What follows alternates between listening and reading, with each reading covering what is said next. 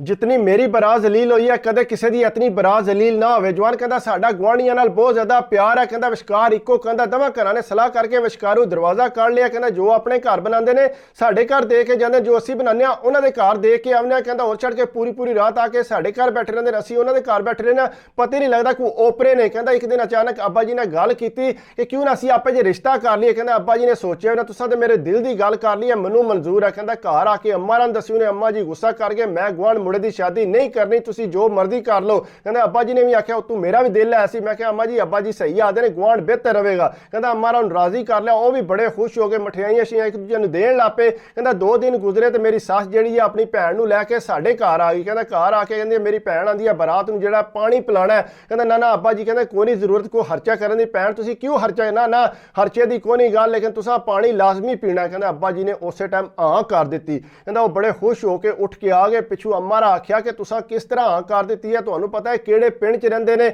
उत्थे जाके असीं बरात नूं लैके जाएंगे, जाके पानी पिलांगे।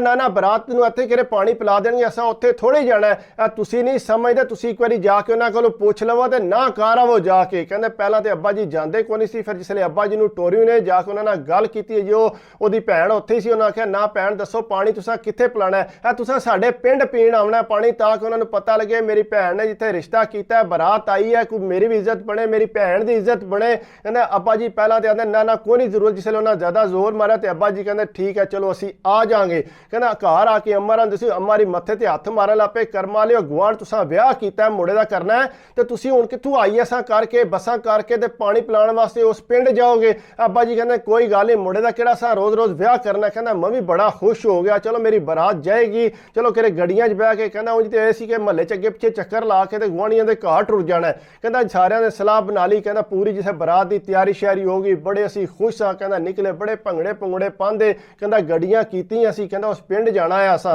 कहना बरात साडी ढेर ज्यादा ही क्योंकि बरादरी बहुत ज्यादा है। कहना सारे गड्डियां च पाले, एक बस भी कीती सी, तकरीबन कहना अद्धा तू 45 मिनट लगते हैं। कहना जिसले उत्थे पहुंचे जाके सड़क के उत्ते गड्डियां खलाइयां ने, कहना अगू जड़ा एक नाला जिहा आंदा नूं टप के जाके आ तकरीबन 20 मिनट लगते हैं टुरदे तां जाके उस पिंड च पहुंचीदा। कहना गर्मी बहुत ज्यादा सी, कहना उत्थों निकले भंगड़े भुंगड़े पांदे मुड़े जड़े ने अगे लगे तो उत्थे जा रहे हैं जी, पानी पीन जा रही है बरात। कहता राह च अम्मा री भी आखण कर्मा लियो कुड़ियां दा हाल कोई नहीं रहा, सारियां अड्डी वालियां जुत्तियां पाईयां ने, ये तो खस्ता हाल हो गई ने, तुसां किधर इधर फस गए। कहंदा चलो छड्डो पर जो भी हो गया। कहता वेला दे के वेला उत्थे, कहता जूं ही उस पिंड पहुंचिया, कहता ये दरवाजे बाहर सा ते जिहड़ी कहता सस दी भैन है उहदियां कुड़ियां जिहड़ियां दरवाजे च खलोतियां दुध लैके, जिस तरह इंज हुंदा कि बरात जिसले अंदर वड़दी है, कहता उत्थे दरवाजे च खलोतियां गिलास चंगा सजाया सजोया सी ने। कहता तू जिहड़ा बंदे ने आख्या चलो पानी शानी जाके पीआंगे, कहता राह च खिला के उन्होंने जिसले दुध दिता, कहता अब्बा जी ने फटोफट 10,000 रुपया कढ़ के दे दिता। कहता अम्मा जी बड़ा गुस्सा किया, तुसीं पानी पीण आए, पानी के पैसे तुसीं इत्थे ही दे चले हो। अब्बा जी कहते चल है कोई नहीं, मुंडे दा खुशी का दिहाड़ा है, तू ना गल्लां कर, नाले साडे गुआढ़ी जड़ों रिश्तेदार बन गए ने। कहता जूं ही अंदर गए बरात साडी बहुत ज्यादा सी, जनानियां लादा टुरकियां ते जने लादा हो गए उत्थे। कहता टेंट लग्या सी विचकार। कहता जूं ही अंदर गए तो चंगे वड्डे वड्डे टप जिहड़े ना वो शरबत सी गुलाबी रंग का, तुहानूं पता पिंक जिहा कलर हुंदा शरबत का। कहता जूं अंदर गए ने गिलास भर के बंदे ने पीते, उन्हें आख्या ये कोई खाना शाना आवेगा, कोई समोसे शोसे आवणगे, कहता उत्थे कोई पानी शानी पीआंगे। कहता बरात सारी उत्थे बहरी भंगड़े शंगड़े टोल शोल, कहता उन्होंने पिंड चों किसी बंदे ने 1 रुपया भी ना वेल दी। कहता बहरहाल उत्थे बैठे रहे इंतजार करते रहे, कोई समोसे समूसे आवणगे। कहता थोड़ी देर बाद जिसे सारे अगू पिछू खबर आई कि पानी तो ऐ सी जिहड़ा पिलाना सी, होर ते कुछ भी नहीं। कहता असी अपने मत्थियां नूं हत्थ मारी, कहता मन तो बड़ी शर्म आई कि असी कित्थों पानी पीण आए, अपनियां गड्डियां करके बस करके आए हैं सिर्फ इन्हां दी इज्जत बनाउण वास्ते, उत्तों साडे पैसे भी ढेर लग गए। कहता अम्मा ते अब्बा जी जिहड़ा बाहर होके चंगे भले आपस च लड़न लगे, कहते तू केच कीता, जलील करा दिता है, तू मुंडे दा रिश्ता उत्थे कर दिता है, तू जिहड़ा तू हामी भर दित्ती है पानी वास्ते। कहता वो लड़ पे आपे जो बोलन चोलन को ना। कहता भैणां ने समझाया कि छड्डो परां, तुसीं के वखरे पिंड आए हो नवें च, लोग के तमाशा तकणगे। कहता पर तू पानी शानी पी के जिसे ढीठ होके जदों निकले बरात सारी गल्लां करे कि पानी से अज तक असा इस तरह का पानी किधर नहीं तकिया जिहड़ा इन्हां ने पिलाया। कहता बहरहाल उत्थों जिसले निकली जंज निकल के, कहता जिसले फिर दोबारा गड्डियां 'च बैठे, कहता उत्थों आके राह जिहड़ा असां आपू रोक के असीं आख्या जिन्ने जिन्ने बोतल पीनी है तुसीं पी लो। कहता ज़्यादातर बंदियां ने कोना बोतलां पीतियां। कहता बरात जिसले उन्होंने कार फिरदी टुरदी उन्होंने घर गई, जाके उत्थे निकाह शाह होया। ਕਹਿੰਦਾ ਉਹਨਾਂ ਨੇ ਬਾਰੇ ਉਹਨਾਂ ਨੇ ਖਾਣੇ ਦਾ ਸਹੀ ਬੰਦੋਬਸਤ ਕੀਤੇ ਅਸੀਂ। ਕਹਿੰਦਾ ਇਸ ਵੇਲੇ ਨਿਕਾਹ ਸ਼ਾਹ ਹੋ ਗਿਆ ਸਾਰਾ, ਉੱਥੇ ਹੀ ਬੈਠੇ ਰਹੇ। ਕਹਿੰਦਾ ਤੂੰ ਜਿਸ ਵੇਲੇ ਨਿਕਾਹ ਸ਼ਾਹ ਹੋ ਕੇ ਸਾਡੇ ਘਰ ਆਈ ਹੈ, ਕਹਿੰਦਾ ਤੂੰ ਸੱਸ ਜਿਹੜੀ ਹੈ ਮੇਰੀ ਉਹ ਵੀ ਨਾਲ ਹੀ ਆ ਗਈ, ਉਹਦੀਆਂ ਕੁੜੀਆਂ ਵੀ ਨਾਲ ਹੀ ਆ ਗਈਆਂ ਉੱਥੇ। ਕਹਿੰਦਾ ਇੰਜ ਪਤਾ ਨਹੀਂ ਸੀ ਲੱਗਦਾ ਕਿ ਅਸੀਂ ਇਹਨਾਂ ਦੇ ਘਰ ਉੱਠ ਕੇ ਇੱਧਰ ਆ ਗਏ ਆ। ਕਹਿੰਦਾ ਹੁਣ ਇਹਨਾਂ ਨੇ ਜਾਨ ਹੀ ਨਾ ਛੱਡੀ, ਰਾਤ ਦਾ 1 ਵੱਜ ਗਿਆ ਤੇ ਸਾਰਿਆਂ ਨੇ ਉੱਥੇ ਝੁਰਮਟ ਪਾਏ ਆ। ਕਹਿੰਦਾ ਮੈਨੂੰ ਤੇ ਬੜੀ ਹਫਕੀ ਕਾਲੀ ਹੋਣ ਲੱਗ ਪਈ, ਇਹ ਤੇ ਕੋਈ ਜਾਂਦੇ ਨਹੀਂ ਪਏ। ਕਹਿੰਦਾ ਇਹਨਾਂ ਦੀਆਂ ਸ਼ਕਲਾਂ ਤੱਕ ਕੇ ਮੈਂ ਤਾਂ ਉਂਝ ਹੀ ਅੱਕ ਗਿਆ ਸਾਂ। ਬਹਰਹਾਲ ਕਹਿੰਦਾ ਜਿਸ ਵੇਲੇ ਅੰਦਰ ਗਏ ਥੋੜੀ ਦੇਰ ਬਾਅਦ ਫਿਰ ਟੁਰ ਗਏ।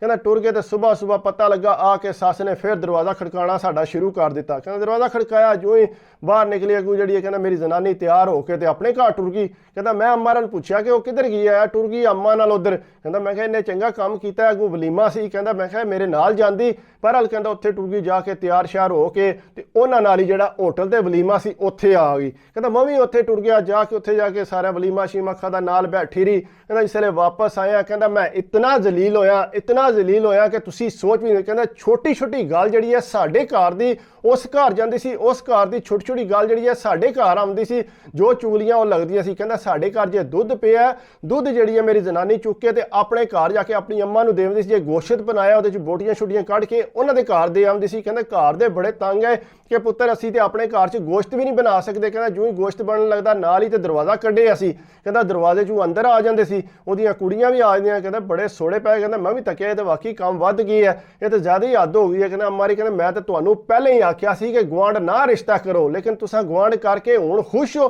ਕਹਿੰਦਾ ਅੱਬਾ ਜੀ ਫਿਰ ਅੱਕ ਕੇ ਆਖਿਆ ਕਿ ਇਹ ਦਰਵਾਜ਼ਾ ਜਿਹੜਾ ਨਾ ਵਿਚਕਾਰੂ ਭੈਣ ਹੁਣ ਬੰਦ ਕਰਦੀ ਹੈ, ਕਿਉਂਕਿ ਤੁਹਾਡੀ ਕੁੜੀ ਹੁਣ ਸਾਡੇ ਘਰ ਹੈ, ਇਸ ਵਾਸਤੇ ਹੁਣ ਚੰਗਾ ਨਹੀਂ ਲੱਗਦਾ ਕਿ ਅਸੀਂ ਹੁਣ ਜਿਹੜਾ ਨਾ ਲਾਦਾ ਰਵੀਏ। ਸੋ ਗੱਲਬਾਤ ਆਪੇ 'ਚ ਹੁੰਦੀ ਹੈ। ਕਹਿੰਦਾ ਪਹਿਲਾਂ ਤੇ ਉਹ ਮੰਨਣੀ ਕੋਨਾ ਨਾ ਤੁਹਾਨੂੰ ਹੋਇਆ ਕੀ ਹੈ। ਕਹਿੰਦਾ ਅੱਬਾ ਜੀ ਕਹਿੰਦੇ ਕੁਝ ਨਹੀਂ ਹੋਇਆ, ਅੱਬਾ ਜੀ ਨੇ ਜ਼ਬਰਦਸਤੀ ਜਿਹੜਾ ਨਾ ਦਰਵਾਜ਼ਾ ਕਢਵਾ ਕੇ ਤੇ ਕੰਧ ਜਿਹੜੀ ਹੈ ਚੜਵਾ ਦਿੱਤੀ। ਕਹਿੰਦਾ ਦਰਵਾਜ਼ਾ ਬੰਦ ਹੋ ਗਿਆ। ਪਹਿਲਾਂ ਤੇ ਕਹਿੰਦਾ ਮੇਰੀ ਜ਼ਨਾਨੀ ਨੇ ਬੜਾ ਹੀ ਮੂੰਹ ਬਣਾਇਆ।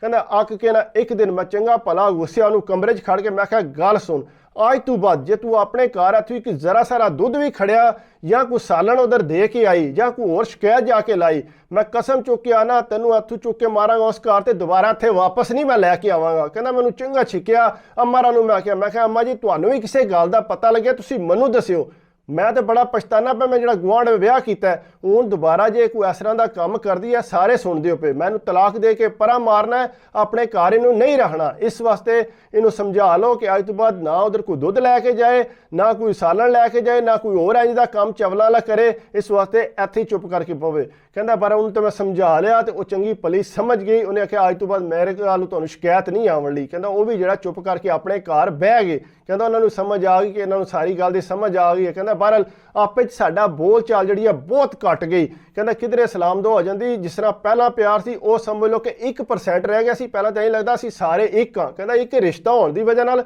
ਅਸੀਂ ਜਿਹੜਾ ਆਪੇ 'ਚ ਟੁੱਟ ਭੱਜ ਗਏ ਸਾਂ, ਗੱਲਬਾਤ ਕਰਕੇ ਇੱਕ ਦੂਜੇ ਨਾਲ ਰਾਜ਼ੀ ਨਹੀਂ, ਕਿਉਂਕਿ ਕੁੜੀ ਜਾ ਕੇ ਗੱਲਾਂ ਦੱਸਦੀ ਸੀ ਇੰਝ ਹੋ ਗਿਆ ਉਂਝ ਹੋ ਗਿਆ। ਕਹਿੰਦਾ ਬਹਰਹਾਲ ਇਸ ਤਰ੍ਹਾਂ ਦੀ ਜਿਹੜਾ ਕਦੇ ਕੰਮ ਨਾ ਕਰੋ। ਜੇ ਗੁਆਂਢ ਹੈ ਤੇ ਕੋਸ਼ਿਸ਼ ਕਰੋ ਕਿ ਉਹਨਾਂ ਤੋਂ ਦੂਰ ਹੀ ਰਹੋ। ਜੇ ਕੋਈ ਸ਼ਾਦੀ ਕਰ ਲਈ ਹੈ, ਨਹੀਂ ਤੇ ਕੋਸ਼ਿਸ਼ ਕਰੋ ਕਿ ਦੂਰੋਂ ਜਾ ਕੇ ਕਰਕੇ ਲਿਆਓ, ਨੇੜੇ ਵਾਲਾ ਕੰਮ ਨਾ ਕਰੋ। ਇਸ ਵਾਸਤੇ ਅਗਰ ਤੁਹਾਨੂੰ ਮੇਰੀ ਵੀਡੀਓ ਅੱਛੀ ਲੱਗੀ ਹੋ ਤਾਂ ਪਲੀਜ਼ ਯਾਰ ਲਾਈਕ ਕਰਿਆ ਕਰੋ, ਕਮੈਂਟਸ ਕਰਿਆ ਕਰੋ, ਸਬਸਕ੍ਰਾਈਬ ਕਰ ਦਿਓ ਤੇ ਦਿਲ ਖੁਸ਼ ਹੁੰਦਾ। ਬਾਕੀ ਦੁਆਵਾਂ ਯਾਦ ਰੱਖਿਆ ਕਰੋ, ਆਪਣੀ ਸਿਹਤ ਦਾ ਖਿਆਲ ਰੱਖਿਆ ਕਰੋ। ਅੱਲਾ ਹਾਫਿਜ਼।